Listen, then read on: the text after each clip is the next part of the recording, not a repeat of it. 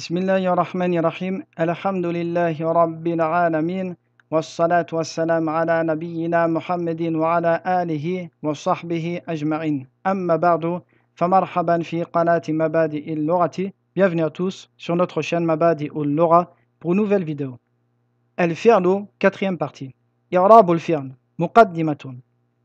Comme pour le nom, le verbe se classe en mu'rabun wa mabni, variable et invariable. Pour le verbe, ce sera très simple. La base du verbe est qu'il soit mabniyun, invariable. Tous les temps du verbe seront mabni, excepté el-fi'l al-mudari'. Effectivement, el-fi'l al-mudari' est le seul temps des verbes qui sera mu'rabun, variable, sauf dans deux cas. Donc si nous classons le verbe du point de vue mabni wa mu'rabun, nous retrouverons dans le mabni el-fi'l al-madi wa fi'l al-amri wa fi'l al-mudari' dans deux cas seulement, et dans le mu'rab tout le reste de el-fi'l al-mudari'. Partant de là, nous pouvons classer el-fi'l al-mudari' en deux catégories. Mu'rabun, qui sera sa base, propre à lui, et mabniyun seulement dans deux cas. Quels sont ces cas? Le premier cas, quand un nun at-tawkid sera suffixé à lui. Le deuxième cas, quand son sujet sera nunu an-niswati. El-fi'l al-mudari', comme nous l'avons dit, est mu'rabun, c'est sa base. Excepté les deux cas que nous avons mentionnés. Le premier cas, quand son sujet est le pronom nunu niswati, c'est-à-dire le pronom sujet propre au pluriel féminin, qui renvoie à hunna wa antunna. Le deuxième cas, quand une particule nun at-tawkid sera suffixée à lui. Exemple, antunna taktubna, hunna yaktubna. Ici, vous constatez que le verbe termine toujours par un sukun. Taktub, taktubna. Ici, le na est le sujet du verbe. Hunna yaktubna. Deuxième cas, ana aktubanna. Ici, c'est un nun at-tawkid. Anta taktubanna. Vous constatez ici que le verbe termine toujours par une fatha. Taktuba, aktuba. Tous les autres cas de el-fi'l al-mudari' seront mu'rabun. I'rabul fi'l al-mudari'. Sachez que deux types d'irab que nous avons vus dans les noms se retrouveront dans el-fi'l al-mudari'. Ces deux types sont ar-raf'u wa an-nasbu. Ensuite, le nom se distinguera par el-jar, par la kasra. Et le verbe se distinguera par el-jazmu.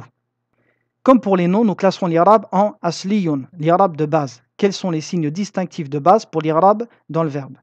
Et i'rabun far'iyun, c'est-à-dire secondaire. Quels seront les signes secondaires pour l'irab dans le verbe? Commençons par les signes distinctifs de base pour i'rabul mudari'.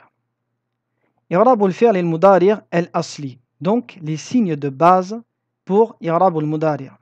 Au rafu, une damma. Au nasbu, une fatha. Et au jazmu, un sukun. Vous constatez que les signes distinctifs de base pour le raf et le nasb sont les mêmes que pour les noms. Ensuite, le verbe se distingue par el-jazm, où son signe distinctif sera un sukun. Exemple, adrusu el-arabiyyata. Adrusu fi'lun mudari'un marfu'un. Lan adriba zaydan. Adriba fi'lun mudari'un mansubun. La tadrus. Tadrus fi'lun mudari'un majzumun. Wa alamatu jazmihi as-sukun. Si nous voulons compléter, aller plus loin dans el-i'rab. Nous verrons cela par la suite. Lam adrib zaydan. Adrib fi'lun mudari'un majzumun.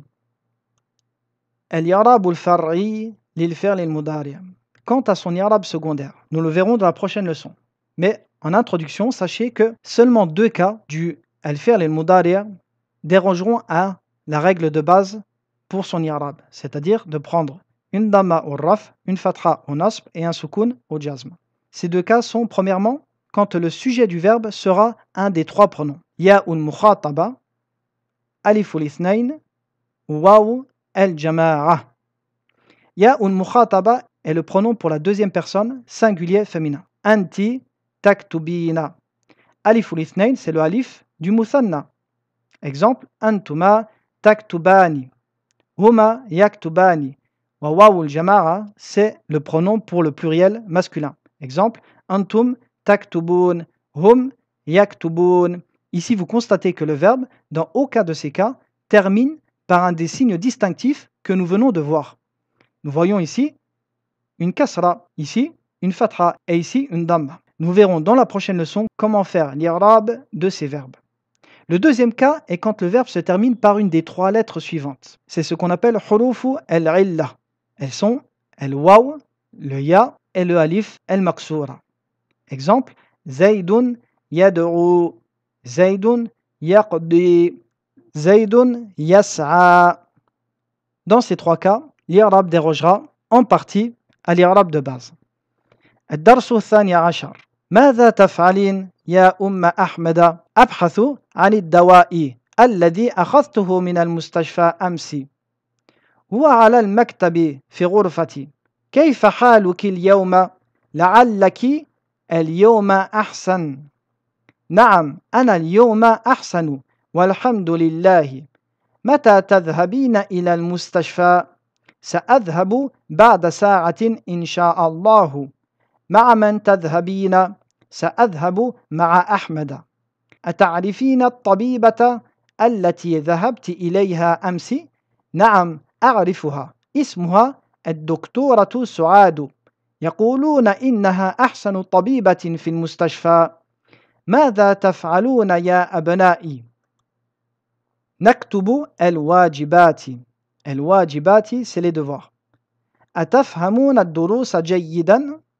نعم نفهمها جيدا والحمد لله. أي سورة تحفظون الآن؟ أما أنا فأحفظ سورة الملك، وأما هؤلاء فيحفظون سورة القلم. وماذا تفعلن أنتن يا بناتي؟ نحن الآن نلعب. أفي وقت العمل تلعبن؟ Est-ce que pendant le temps du travail, vous jouez? متى تقرأن الدروس ومتى تكتبن الواجبات؟ نحن قرأنا الدروس وكتبنا الواجبات والحمد لله. أحسنتن يا بناتي. هكذا تفعل التلميذات المجتهدات. متى تذهبن لزيارة خالتكن؟ أتعرفن أنها مريضة؟ نعم نعرف ذلك، شفاها الله. سنذهب لزيارتها هذا المساء إن شاء الله. يا أحمد أتعرف متى يرجع الجيران من مكة؟ الجيران c'est les voisins. Est-ce que tu sais quand est-ce que les voisins reviendront de Mecca?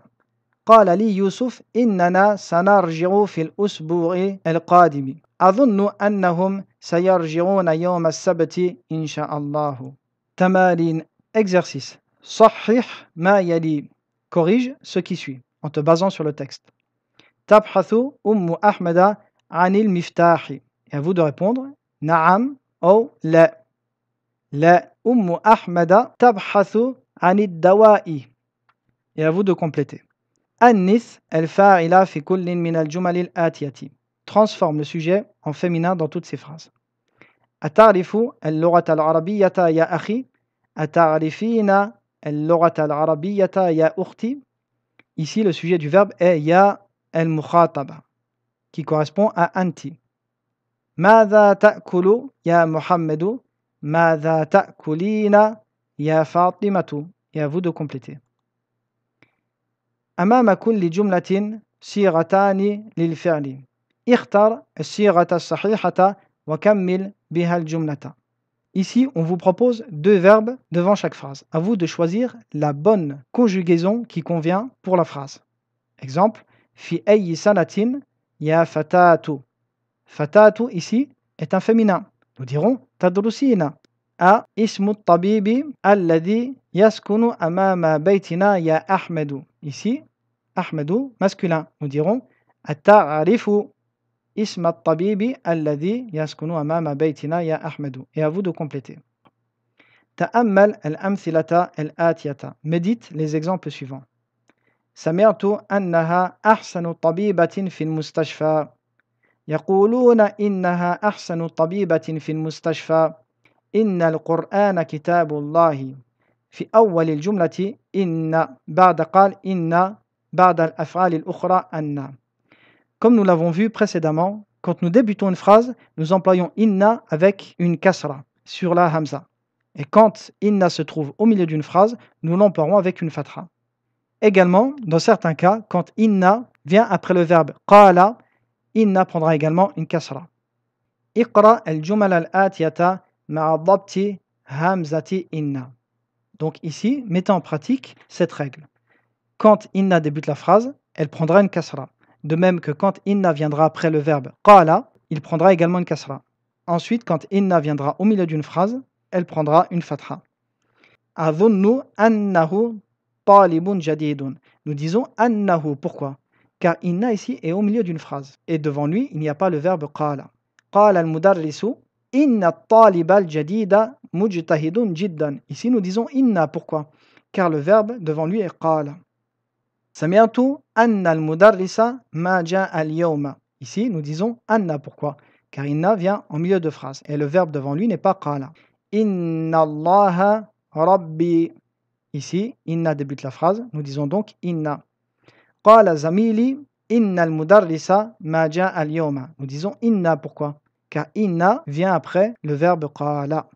Et à vous de compléter. Annis al-fa'ila fi kullin min al-jumal al-atiyati. Transforme le sujet en féminin. Ayna tadhhabuna ya ikhwan. Ayna tadhhabna ya akhawatu. Ayna taskununa ya rijalu. أين تسكن يا نساء القهوة تشربون أم الشاي يا إخوان القهوة تشربن أم الشاي يا أخوات أتعرفون رقم هاتف الجامعة يا إخوان أتعرفن رقم هاتف الجامعة يا أخوات. Et à vous de compléter. حول المبتدأ في كل من الجمل الآتية إلى جمع. Transforme le mubtada dans toutes ces phrases en pluriel. أنا أفهم الدرس جيدا. نحن نفهم الدرس جيدا. أنا لا أذهب إلى السوق كل يوم. نحن لا نذهب إلى السوق كل يوم. Et à vous de compléter. الكلمات الجديدة. Le vocabulaire nouveau. دواء un médicament. أدوية son pluriel. أكل زيد الدواء لمرضه. واجبة un devoir. واجبات des devoirs. كتب زيد الواجبات. وقت un temps ou un moment. أوقات هذا وقت الصلاة. الملك se traduit par la royauté. الملك لله. تلميذ au masculin, son pluriel est تلاميذ. Quant au pluriel de tilmizatun au féminin, ce sera tilmizatun. Jarun, un voisin. Jiranun, des voisins. Al-ihsanu ila al-jari wajibun. Raqmun, un numéro. Arqamun. Ma raqmu hatifik. Quel est ton numéro de téléphone? Hatifun, hawatifu, un téléphone, des téléphones. Amalun, un travail. A'malun, des travaux. Zaydun, fi amalit tijarati. Quant au verbe, nous avons vu dahika au passé, qui signifie rire. Yadhaku, yadhak, dahakan. Shahida, attester, témoigner. Yashhadu, ishhad, shahadatan. Sha'a, vouloir. Yasha'u, sha, mashi'atan. Et voici la leçon d'aujourd'hui qui s'achève. Je vous dis à très bientôt pour la prochaine vidéo. Wa sallallahu ala nabiyyina Muhammadin wa ala alihi wa sahbihi wa sallam.